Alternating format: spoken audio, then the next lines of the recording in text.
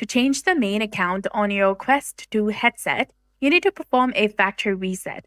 This erases all of the data and unlinks the current account. You can't simply log out of the main account. However, here's how to do other things. First, you need to remove a secondary profile from the headset. Open the Meta Horizon mobile app on your phone, tap on your device in the top left corner and tap on Manage Profiles.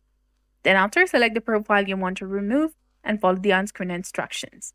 To sign out of your Meta Quest, you need to go ahead, open the Meta Quest on your mobile device, tap on the menu icon, then go to Quick Settings, go to Account Center, tap on Accounts and tap on Remove, and you'll be done.